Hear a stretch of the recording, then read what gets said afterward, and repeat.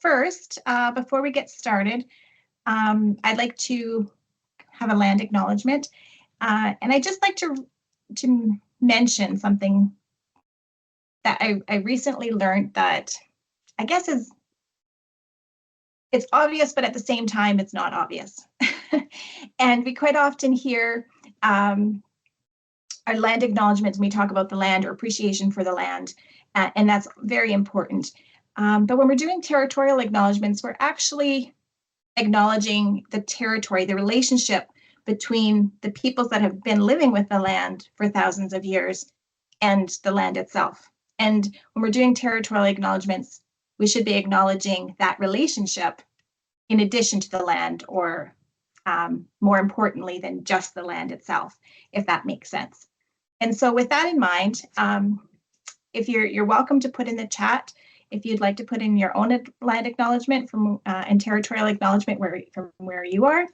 I'm situated on, first of all, I'm Anita Ely, I'm a Specialist Environmental Health Officer with the Interior Health Authority and one of the co-chairs of the Healthy Built Environment Alliance. And I've been doing this so long that I just assume everybody knows who I am. Sorry about that.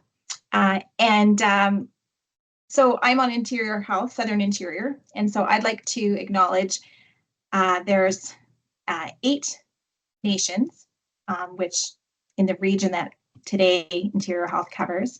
And so I'd like to acknowledge those. So there's Silcotin, there's Decal-Dene, Tunaha, Inglakatma, Statlium, there's Sealk and Siniax, and I'm located on Sherpatman territory in what's colonially known as Salmon Arm. And so with that, I'd like you to just take a pause in a minute to think about the territory on which you are at. Feel free to pop them into the chat if you'd like. Otherwise, we'll move on. So we have some great presenters today. And today we're talking about climate adaptation policies and addressing implementation barriers. And so we're going to have some speakers that talk about, we spend a lot of time getting policy into our plans, but then we need to get those policies to come to life in community. And that's what the presentations are about today. And today we will be recording the presentation, and then the presentations will go up on the website afterwards.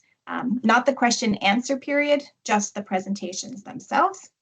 And just one last note, if you're a planner or an architect or an environmental health officer, these webinars actually do support your continuing education professional development credits. And if you're interested in that, then please let Peter, myself, or Sharito know, and we'll figure that out for you. Okay, so with that, I'd like to introduce our presenters. Just pause 1 second. Does anyone have questions? We're all good? Yeah. Okay, I should also introduce while I'm at it. So I'm one of the co-presenters. Peter Trusch is on the screen. He's a co-chair with me, and so he'll be introducing and speaking in a minute. We're going to share the role today. And then Sharito Galing is also on our facilitation team and helps pull. She's the magic behind making all of this come together. So we really appreciate Sharito. So thank you for that. Okay, so I'm going to introduce our first presenter.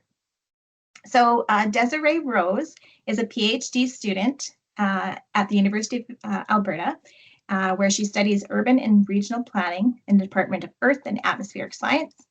In the face of worsening climate stressors, Desiree's research focuses on climate adaptation, resilience, and community health. With her background in both urban planning and critical care nursing, Desiree applies both a planning lens and a nursing lens to her research. Through the Climate Adaptation and Resilience Lab, also known as CARL, at the University of Alberta, Desiree is exploring how Canadian communities can best prepare for and respond to the challenges of climate change. Desiree's presentation will reflect on the experiences of 5 case study communities in Alberta and British Columbia. And these communities are Calgary, Edmonton, Prince George, Surrey, and Vancouver, and review factors that have enabled and constrained health-focused climate adaptation in practice. So thanks very much. Welcome, Desiree. Thank you. Okay, I'm just going to share my screen here. Can you see that okay? Yep. Okay, Yeah, I can see it. Yeah, thank you. Okay, so hi everyone, and thank you all for having me. Yeah, my name is Desiree Rose, and I'm a PhD student in urban and regional planning at the University of Alberta.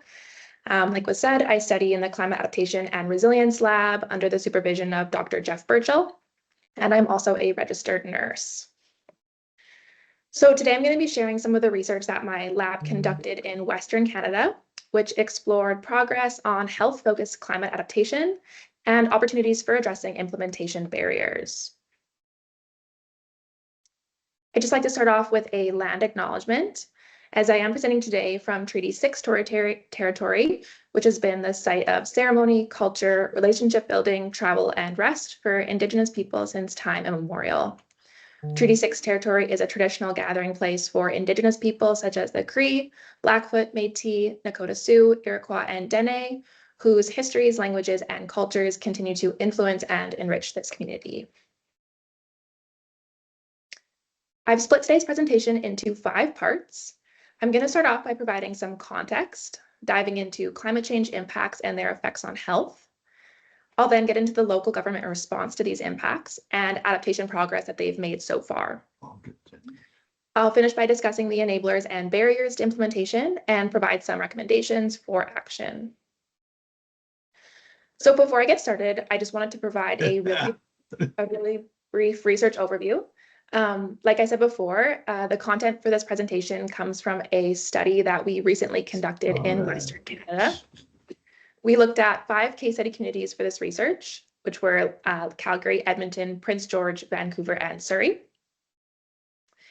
And in these communities, we conducted interviews with key actors, so people like planners, elected officials, senior managers, public health professionals. And we also analyzed the strategic planning documents in each of these communities.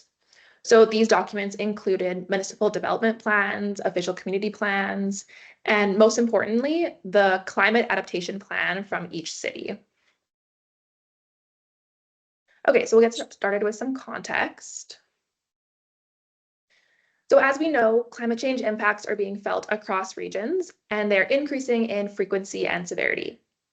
These climate impacts threaten infrastructure, ecosystems, the economy, but most importantly, they pose a significant risk to human health. As just an introduction to the issue, I'm going to play a quick clip from the Lancet Countdown on Health and Climate Change. The Lancet Countdown report is an international multidisciplinary collaboration that monitors and assesses the evolving health profile of climate change. And this is just a clip from one of their recent reports. To hear. The Lancet Countdown brings together 120 leading scientists and health experts to track how the world's changing climate is impacting on our health. This year's report reveals the most concerning outlook yet. Climate change is fueling a health crisis that threatens every continent, country, and community. No one remains untouched. From small islands to big cities, climate change has driven an increase in the number and intensity of extreme weather events. Heat-related deaths in people aged over 65 have increased by more than 50% in the past 2 decades, with older people in Japan, northern India, eastern China, and central Europe most vulnerable. People living in countries such as Bangladesh, South Africa, and Ethiopia face a future of undernutrition. Warmer temperatures, flooding, and drought put food security at risk. People's exposure to wildfires has risen in 128 countries, compared with 15 years ago, aggravating heart and lung conditions.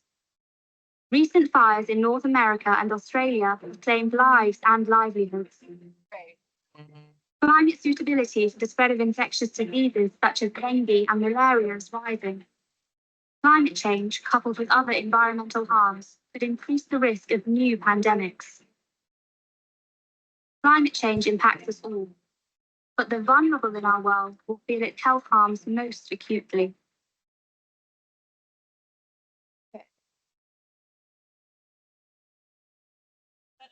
So, as that video noted, climate change poses various risks to human health around the globe, and Western Canada is no different. In Alberta and BC, heat, wildfire, variable precipitation, and extreme weather events were described as the immediate threats, and they're noted to be increasing in severity. As a result of these climate stressors, health impacts are already evident and expected to worsen. Our key actors pointed to a variety of climate-related health impacts that they're facing in their communities. These range from heat stroke and heat-related illness to the exacerbation of respiratory conditions from wildfire smoke, waterborne disease as a result of changing precipitation patterns and flooding, and trauma and injury from extreme weather events. So as these climate impacts continue to worsen and the risk to health grows, there is an evident need for decision makers to respond to this issue. There are two different but complementary approaches to responding to climate change. We have mitigation and we have adaptation. Our research is focused on adaptation, but of course, mitigation is also essential. Adaptation can be defined as the process of adjustment to actual or expected climate and its effects, and it involves the shifting of practices, systems, and decision-making to reduce climate risks. So now we'll apply a health lens to this concept and talk about health-focused climate adaptation. And this concept just describes adaptation strategies that are specifically targeted to protecting health. The implementation of these health-focused adaptation strategies is essential because they're demonstrated in the literature to effectively protect against climate-related health threats. There are many different health-focused adaptation strategies. These are just a few from the literature. So these strategies can include opening up weather shelters in the community on days of extreme heat or poor air quality, for example, in public libraries or recreation centers, establishing early warning and response systems, or implementing social support programs, such as neighborhood buddy systems, to encourage checking up on each other during periods of extreme weather. Okay, so we've established how we can address climate impacts. So we'll discuss adaptation progress in Western Canada so far now. As I mentioned earlier, part of our research involved analyzing the climate adaptation plan from each of our case study communities. And here we found some positive things. We found that these plans generally had a high-level focus on health. They would make reference to health. They would often talk about wanting to create a healthy community. They would frequently identify climate-related health impacts. Every adaptation plan discussed carrying out some type of health risk assessment or vulnerability analysis. And all plans included, to varying extents, some type of health-focused adaptation strategies. On the other hand, when it came to health, these adaptation plans generally had a weak knowledge base. They infrequently included scaled climate health data and long-term health projections. In discussion of climate-related health impacts and health-focused adaptation strategies, there was a very narrow focus on addressing extreme heat and significantly less attention paid to all other climate impacts. Health-focused adaptation strategies, when they were included, were often vague, high-level, and lacked specificity, making it unclear what the tangible action to be implemented was. Implementation details were also frequently missing, such as attached funding and timelines. And then lastly, I also mentioned that we looked at some higher level planning documents as well, OCPs and MDPs. And here, climate adaptation and health was really rarely mentioned. We also discussed progress on health-focused climate adaptation with key actors. And key actors noted that their communities generally remain within the planning phase, that they're still developing strategies and working health-focused adaptation into their plans, or that planning has been finished, but they haven't yet started on implementation. They noted that the actualization of plans is weak, implementation is ambiguous, and that they're better at developing plans than they are at implementing them. When we asked them directly, the majority of interviewees described their communities as not prepared to face climate-related health impacts. So looking at that picture together, we can see that health-focused climate adaptation planning has been initiated. It's being worked into strategic documents. However, there are significant gaps in planning, and ultimately implementation is lagging. And as a result, communities remain unprepared. So with those results in mind, we're just going to look at the enablers and barriers that are contributing to progress on health-focused climate adaptation. Starting with enablers, first, political will was identified as a supporting factor.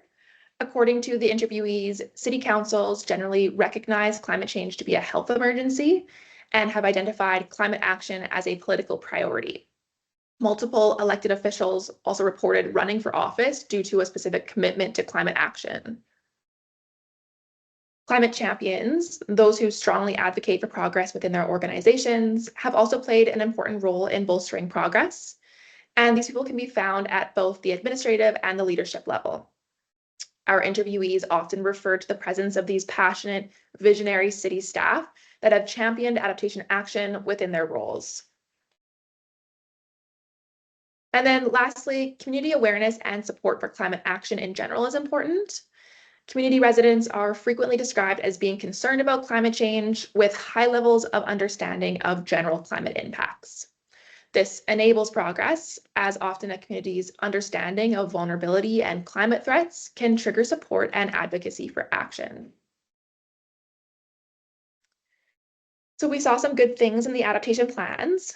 They've integrated the concept of health, for example, through health-related overarching goals and objectives, and they've included health-focused adaptation strategies.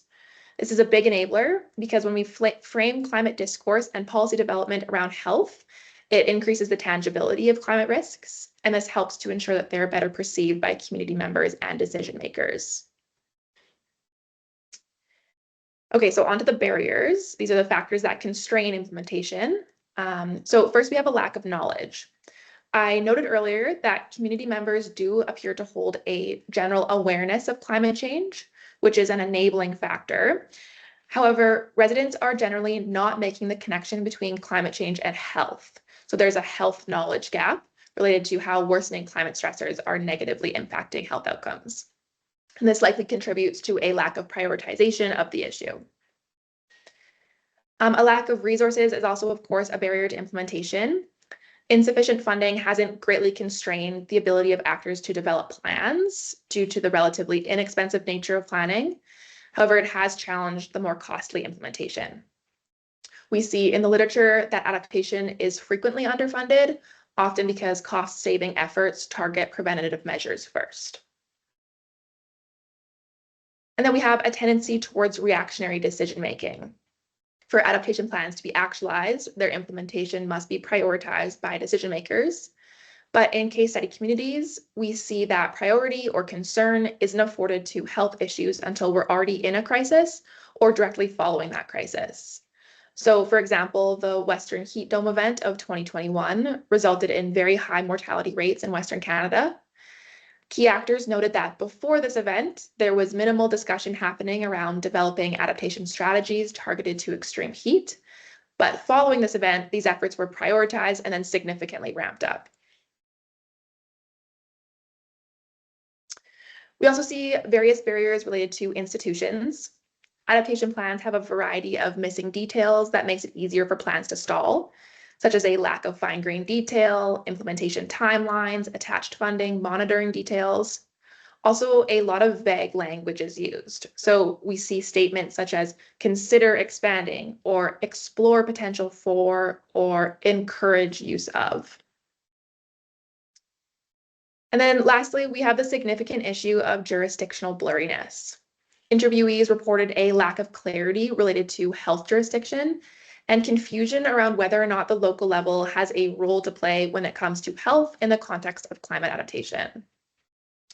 Some actors say that the local level should be involved, but they worry about having their hands slapped for potentially overstepping.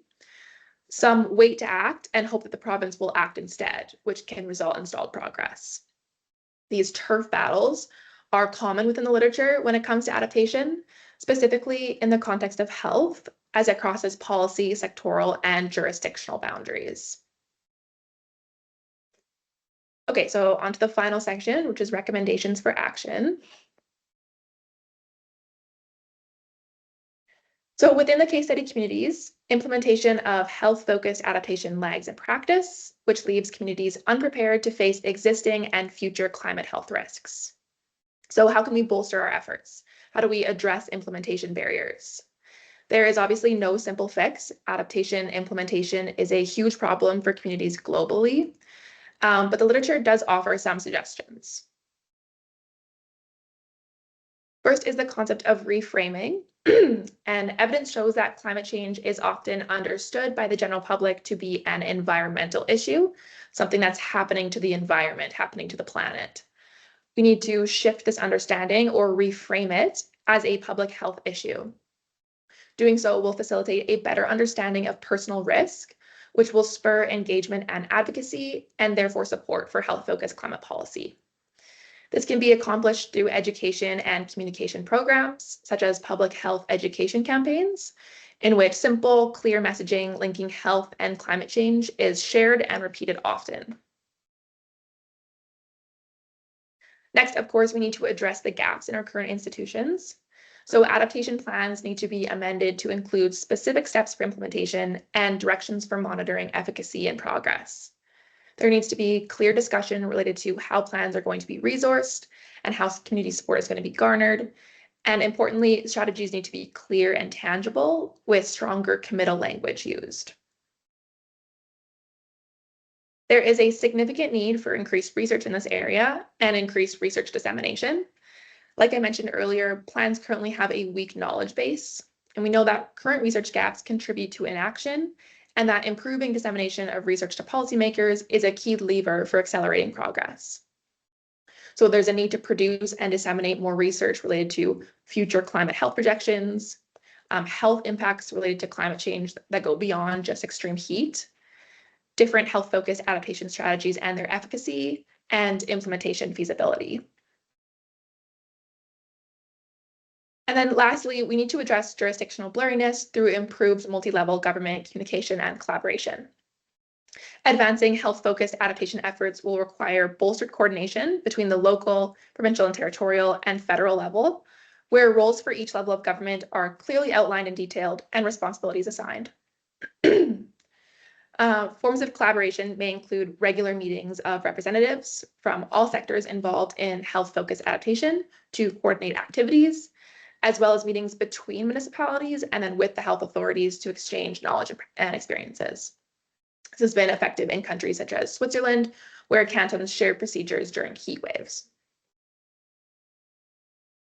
So ultimately, this research demonstrates that communities in Western Canada have made a start on health-focused climate adaptation. However, while action stalls in the planning phase and implementation is constrained, the risk to human health continues to grow. So there is a clear need to address barriers and bolster efforts further in order to ensure communities remain healthy in the face of climate change. And that brings me to the end of this presentation. For further information, you can refer to our recently published article with climate policy. And I can now take any questions if anyone has any. Thank you. Thanks, Anita. So as Anita mentioned, I'm Peter Trush. I'm based in Kelowna on the beautiful Silk Territory. Where it is fall, most of the leaves have fallen, and unfortunately, I saw a forecast that has a 4-letter word in it, potentially as early as tomorrow. At any rate, my role today here is to introduce Caitlin and Rob. So I'll jump right into it because I've got to introduce two folks today. It's going to be a great presentation. Caitlin Robinson is the first climate action coordinator for the Nisga'a Lissim's government, a position that she's had since the summer of this year. Prior to that, she worked for the Nisga'a Housing Department, specializing in energy management. She is building her knowledge of energy systems, both at the household and national level, and how they often intersect with climate. Caitlin lives in the Nisga'a village of Gitlach Damix. Hopefully I got that right. And Rob von Adricum lives in Prince George. I managed to get that one. On the unceded ancestral lands of the Ledley Tene. His work for the Community Energy Association includes facilitating a Northern BC Climate Action Network, a unique platform for information sharing and relationship building among those who initiate, influence, and implement local climate solutions in Northern BC. Rob was a longtime employee of UNBC and has encouraged and celebrated Northern leadership and collaboration for much of his career. Their presentation today will include an overview of Northern BC Climate Action Network, otherwise known as NorthCam, and its unique role in a region that is otherwise not well known for climate-related leadership. One project that was recently showcased was the Northwest Energy Retrofit Forum, which was initiated by the Nisga'a Nation to rapidly build regional capacity for the retrofits of existing homes to make them more comfortable, healthier, more energy efficient, and longer lasting. The conversation with Caitlin and Rob will include a video about the recent forum, the current work to improve Nisga'a housing, and the origins of this effort and ongoing training for regional contractors. So, without further ado, Caitlin, take it away. Oh, after all that, you were supposed to throw it over to me. Oh, shoot, I got that wrong. Gee, it was going so well, Peter, until the last sentence. No, I'm just kidding. Thanks a lot. Really appreciate this opportunity. I'm going to provide a little bit of context about the Northern BC Climate Action Network as the platform, and then Caitlin will highlight the particular initiative in the Northwest. But before I start, I just want to acknowledge that one of my CEA colleagues is in the room today, Laura Cooper. Really appreciate you joining in, and I have to acknowledge Jade and Paula representing Northern Health today. Thanks a lot to Jade for inviting us to participate in this. It's a real honor for us, for sure. And it was really nice to see Paula's name too among the participants. Paula, I think you were at our very first Northern BC Climate Action Network meeting. So maybe some of the questions could actually be directed to you towards the end of this. So just again, really appreciate it. I hope this all works. I hope that you're seeing my slides right now. And I will advance, hopefully, to the next one. Does that work? Do you see a big group of people? Great. So I thought before I get into this the specificity about the Northern Network, I thought I'd just talk a little bit about what and who the Community Energy Association is, or CEA. It's actually the oldest organization of its kind in Canada that was specifically created to assist with capacity in local governments and Indigenous communities related to energy and climate action. It was formed through a committee that was struck by the provincial government and the Union of BC Municipalities in the 1990s. It was incorporated as a nonprofit, the Community Energy Association, in 2003, and then became a charity the year after. We now have about 50 people. You can see most of them here on the slide. Have been a few new people since then, but we're mostly in BC, but we do have people now across Canada, multiple provinces, and more people in the north, actually a person in the Yukon as well. I started just over 3 years ago. I was the first CEA employee north of Kelowna. So we work on initiatives really related to the built environment and transportation, but we also do community plans and GHG inventories. I think actually we're working right now on our 100th community climate action plan. We do coaching and training, a lot of that. And I guess you could put all of that just sort of into a category of broadly elevating the capacity of local governments and Indigenous communities. I think what we'll cover today, it flows perfectly actually from what Desiree was just talking about what some of the challenges are. I think through a lot of our work, we're trying to address it. And in particular, I think the network is trying to address it. So one of the ways that we elevate this capacity, broadly speaking, is through networks. And I think our first network was created about 6 years ago, was related to the implementation of the BC Energy Step Code. Since then, so we have a number of networks by topic. So the Step Code, retrofits, electric mobility, embodied emissions, those kinds of things. Also networks for certain audiences. Those really started with elected officials, but we now have also added building officials, especially again around the STEP code and the implementation of the zero carbon STEP code. And then in regions, so beyond topics and beyond constituencies, or maybe in addition to the way we organize our networks that way, we also look at things from a regional lens. So we have networks in the Okanagan, the Kootenays, the Lower Mainland, and Alberta. Actually, we have a staff network starting in Alberta in just a couple of weeks. And of course, we have a network but before I get there, I'm just going to tell you a little bit about myself. That's not a picture of me on the left side of your screen. I was born and raised in Prince George. I've lived here my whole life. It's on the unceded ancestral lands of the Lheidli T'enneh, as Peter mentioned. It's a very industrial community with a real interesting relationship to the environment and to First Nations and to industry and the economy. And I was a founding employee at UNBC. I worked there for more than 20 years. And I ended up sort of Desiree was talking a lot about messaging. Try messaging a brand new university in a region that had a very low participation rate. We were really forming a brand. And then I practiced what I preached as well. I ended up doing 2 degrees there and just really became kind of enamored with the whole issue of regions and resource regions and northern regions and how do they advance. They have so much going for them in many ways, but they're sparsely populated. The climate can be unforgiving. So how do we do this? How do we do this stuff? All the issues that Desiree mentioned. How do we actually address these kinds of things? So I left UNBC after I realized that when I was working there for half my life, literally, I decided I got to learn some new things. So I went to the city of Prince George and worked in their comms department there in communications, which I lovingly refer to as the propaganda department.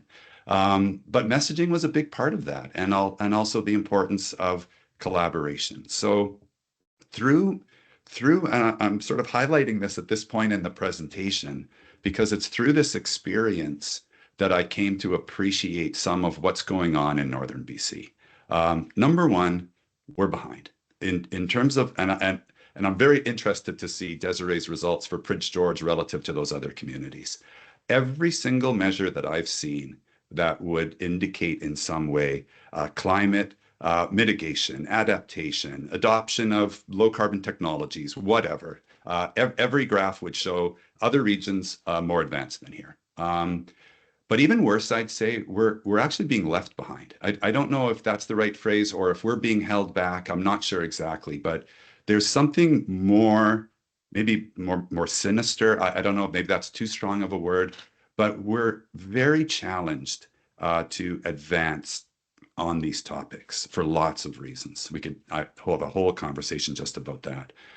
And when I started at CEA just over 3 years ago, I had this experience at UNBC, a real regional institution, really charged with imagining the future of Northern BC as well as helping to realize it. Then I go work for a local government where I start to see some of the challenges of that. Then I come to CEA with this big group of people that I showed you on the screen, mostly from the South. And I learned everything that Southern communities have. And it's like, wow, we don't have any of this. And I like specialist positions in local governments and in health authorities and in post-secondary institutions. We had none of that.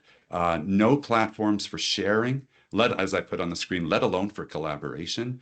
I met people in Prince George in the same community, working in different sectors, had no idea what the others were doing. We had some sense of possibility.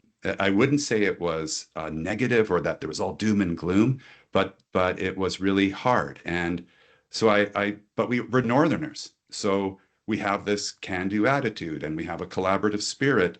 Because to be honest, we can't do anything on our own. Everything that we do here, we do in collaboration with others, both in the private sector, the public sector.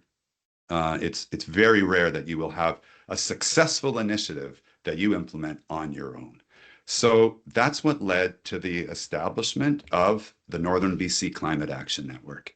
And I think this picture kind of shows this is what we were dealing with, this huge land base with a few people and a very inspiring opportunity. So we started in spring 2022. Paula was on the call. We had people from multiple sectors. We've had people from multiple sectors: public sector, private sector, local governments, staff, elected, health authorities, post-secondary education, business and industry. Everyone is welcome, but the idea is you have to be positive and you have to be working in the space. So we're not just talking about things, we're not complaining, we're not focusing purely on advocacy, we're focusing on doing stuff and sharing information. So we've had a dozen meetings so far in almost 3 years now, a couple of in-person events. The picture on the top actually was from an event earlier this year, an in-person event. So it was a climate event in Prince George, and it was sold out a week before. I think this started to show people that there was interest in this, and we were on to something. We just had to keep going. So in 2024, we've had almost 350 people from 50 communities participating in our meetings. Here's just an indication of the communities in Northern BC that we've had participating. So we're really focused on identifying examples of success, elevating them to share that information with other people, and then hopefully through that sharing, foster relationship building and increase confidence. I would say, Desiree, that's actually one thing I really saw in this region that was a real barrier, was between people's ears. I think there was a sense that we couldn't do it. This wasn't for us. The solutions are southern, they're for warmer climates. I think there was a real opportunity for us to increase our confidence and our ability that we felt we could do this. We're talking Northern BC. People do stuff when they recognize an opportunity. They just didn't see that quite yet. This was for them, and that's starting to change. Which leads to Caitlin's presentation. And the last meeting that we had just last month was focused on this event. That group photo is on the screen. It was an event that we organized in conjunction with the Nisga'a Nation, really initiated by the Nisga'a Nation, around an ambition around home energy retrofits. And so we brought a whole group of people together with the Nisga'a Nation, and we toured communities. We had a forum. But before I get to that, before I pass it over to Caitlin, I'm just going to stop sharing because I want to show you a video from that event that I think will be a great introduction to Caitlin's presentation.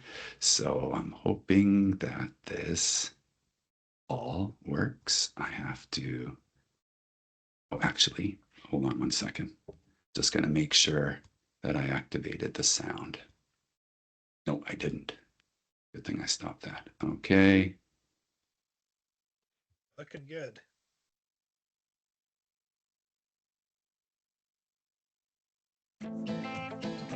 What we've set out to accomplish, as ambitious as it is to renovate about 900 residential properties for Nisga's, every First Nation, every Nisga'a member on Nisga'a land.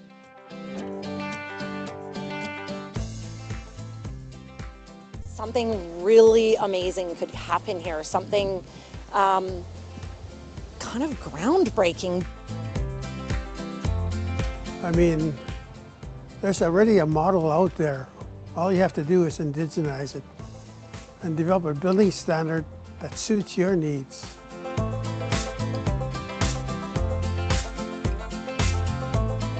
But by building capacity and building a group of people and, you know, have consistency, that's what it's all about.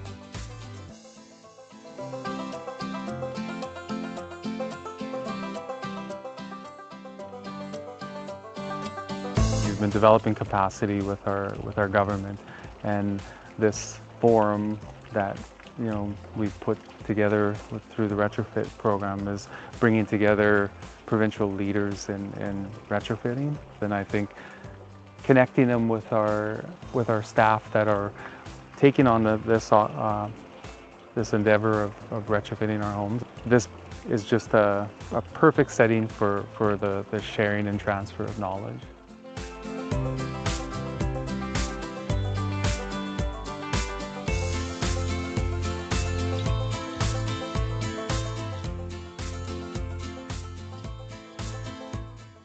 So the blower door test, which is in that kit, the long thing is a tent door, the big square is a fan. And what it does is it's mainly testing air leakage, but we can also look at things like combustion spillage, like leaking from fireplaces and stuff like that if we're getting exhaust in the house. The temperature is uneven. We have a massive stack effect happening up there. Downstairs is condensing. You can see it where we're turning into mold. There's a ventilation issue, generally speaking. So all these things we'll talk about in more detail tomorrow, what we can do about them to fix them up. This place would benefit greatly from a heat pump. I'm just excited to see what the next 2 days brings. I think the first day, looking at an existing home has kind of opened the eyes of likely my staff, and they're all eager to see how the next 2 days are going to translate into a model that works for us for retrofits.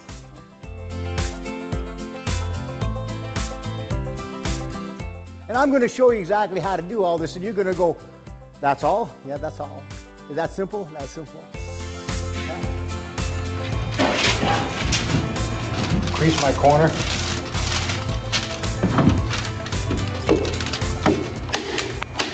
As our team, we couldn't really put them all together the way that this event has.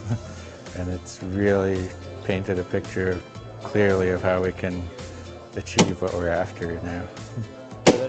You can feel the momentum, you can feel everybody, starting to learn and see the benefits.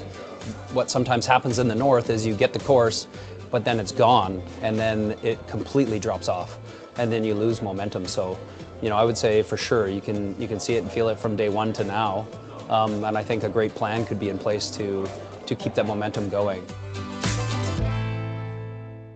Just begin. Some mistakes are going to be made, but the biggest mistake is not beginning. We need to see everyone on the same level when it comes to having homes that are performing well. And we are here to enable that to the highest degree. There's no point in doing this unless we're actually going to try it somewhere. Oh, we're going to try it. Yeah, I'm going to make sure of it.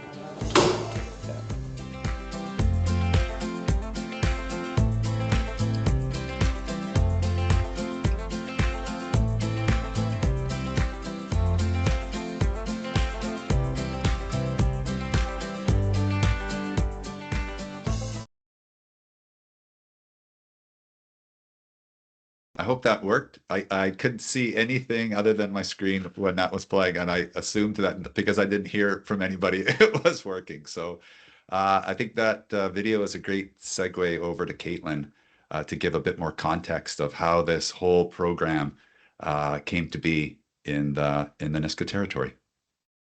Over to you, Caitlin. Thanks, Rob. Just to confirm, can everyone see my screen? Okay. Yeah.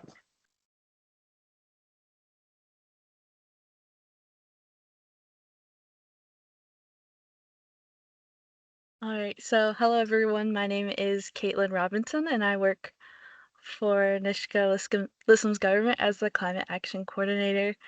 Today I'll be presenting an overview about the Nisga'a Nation, the department I work for, some of our identified housing issues, and how we plan to address some of these issues through an energy retrofit pilot project. And I'll be discussing the department I work for, some of our identified housing issues, how we plan to address some of them, and how this also all fits into my role as the Climate Action Coordinator.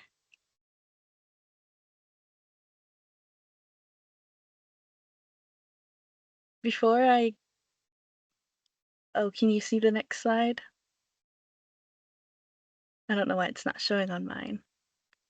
We're seeing it, Caitlin. Okay, as long as you can see it. Before I get into the presentation, I would like to briefly share my background with Nisga'a government. In the summer of 2018, I started off as a finance summer student, and this job was mainly filing and miscellaneous administrative duties, but it was the perfect place to learn more about Nisga'a governments and capital finance. In February 2023, I moved back home where I started working with NLG in the facilities department, providing clerical support to the facilities staff. A few months later, I transitioned over to the housing department, and that was a place where I built my knowledge on our Nisga'a housing through what's called a housing specialist. The housing specialist position is designed to build capacity within housing, and each specialist is to choose a specialty. And I had told my director that I wanted to specialize in energy management, and that's when he asked if I wanted to take on some of our energy projects, and that's where I met Gaetan and Rob from Community Energy Association. From there, it grew from energy projects into climate initiatives, and the scale wasn't just housing anymore, but communities, infrastructure, and lands as well. So with the help of my mentor Gaetan at CEA, we managed to find external funding for my newest role as Climate Action Coordinator. The Climate Action Coordinator is also a capacity building position, and I receive plenty of support from my colleagues while I navigate this somewhat complex transition. In between learning more about the Nisga'a government processes and coordinating our climate initiatives, I'm also taking online courses through SFU, and my time at NLG has been very enlightening, and I'm happy to be in the position that I am today. But with that, I will get on with the rest of the presentation, starting with where the Nisga'a Nation is. The Nisga'a Nation is located in the northwestern portion of the province, and there are 4 Nisga'a communities: Gitlek-Damix, Gitwinsil, Lakalzap, and Kincold. Gitwinsil, Lakalzap, and Gingol are situated along the Nass River, and Gitlek-Damix is further east of the higher elevation than the other 3 villages. This is important to note because 3 of our 4 Nisga'a communities are located in floodplains. As for our governance structure, Nisga'a government is our national government and is responsible for governance of the Nisga'a Nation as a whole and represents the Nisga'a Nation in intergovernmental relations. Each of the 4 Nisga'a villages acts as a local government by exercising its rights, powers, and privileges, and carries out its duties, functions, and obligations relating to that village and its residents. Both our levels of government work together on housing issues that impact both the individual villages and the nation as a whole. For example, large housing projects such as a deep energy retrofit pilot project or a deep energy retrofit program would require coordination between the Lissam's government for funding and policy purposes and the village governments for local implementation and management. Our retrofit aspirations aren't at a program stage, but we are in the pilot stage so that our nation can see how it would work before considering implementing a larger scale program. We also have Nisga'a societies who provide support and represent many of our Nisga'a citizens living in urban areas such as Vancouver, Terrace, and Prince Rupert. As mentioned previously, I work for our Nisga'a national government, specifically within the Capital and Housing Directorate. My director's name is Eric Nice, and he's built our directorate to help him with his various responsibilities in supporting the nation with fiscal policy negotiations, capital and special projects of the nation, the capital finance commissions, the Reaching Home homelessness program, the Nisga'a housing program, and more recently, our directorate was selected by the Nisga'a executive leadership to carry out climate change initiatives. In 2022, NLG collaborated with Macola Development to publish a Nisga'a Housing Needs Report. Findings from this report showed the following types of common structural damage to homes on Nisga'a lands: roofing, gutters, wall systems, plumbing, foundation, electrical, mold. And when looking at these issues, many can be addressed by improving the envelope and ventilation in homes through energy retrofits. Identifying the need was one of our first steps, and now we are developing an energy retrofit pilot project to identify funding gaps for deep energy retrofit aspirations. Findings will inform future decisions from our leadership, provide data for funding applications, and empower others to consider doing their own energy retrofits. More recently, our department is working to update this housing needs assessment. This is because the first housing needs report was more quantitative in its data and focused on the lack of new housing in our nation. Since 2022, I'm happy to share that there has been new housing progress in all 4 of our communities, with a total of 44 new homes across the nation, with more to come. In August, we conducted community engagement sessions for both climate and housing initiatives, where we engaged our leadership during the day, and then in the evening we had community dinners and asked questions. On the climate side of our engagement, we focused on access to transportation and sharing information about the retrofit pilot project. And on the housing side of our engagement, our housing staff asked citizens about what has changed since 2022, what housing issues should be addressed in the updated housing needs report, and to hear real-life experiences. The updated report will incorporate qualitative data along with the quantitative data, informing us where the citizens believe we should shift our focus for future housing initiatives.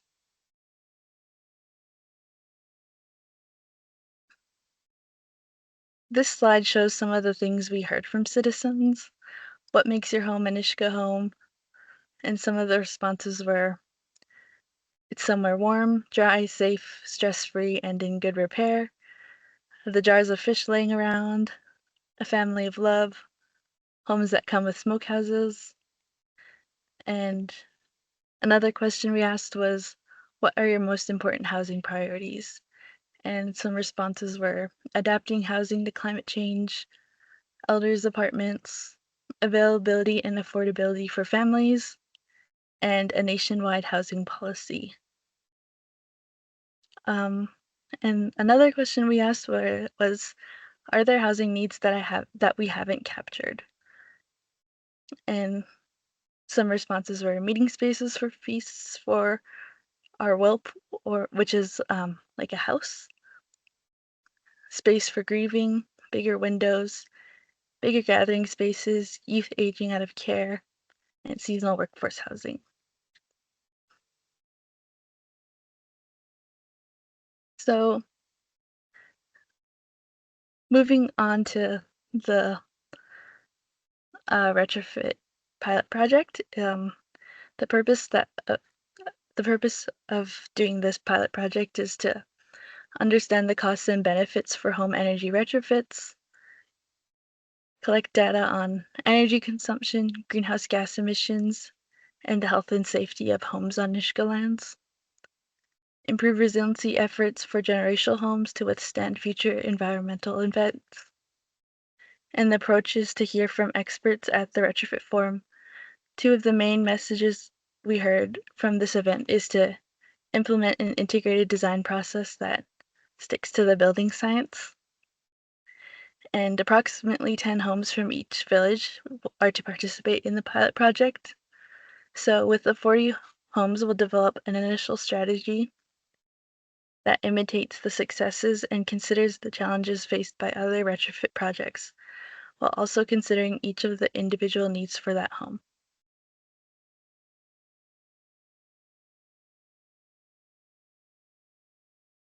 And this slide shows the climate leadership plan that I'm working on and how the retrofit pilot project fits into it. So these climate initiatives, through these initial climate initiatives, we're going to develop a Nisga'a Climate Leadership Plan that builds upon existing programs, plans, policies, and resources. It'll work to encompass an energy use and greenhouse gas emissions inventory, reduction targets and resilience frameworks, a low carbon transportation plan, energy retrofits considerations, and a building standard planning guide.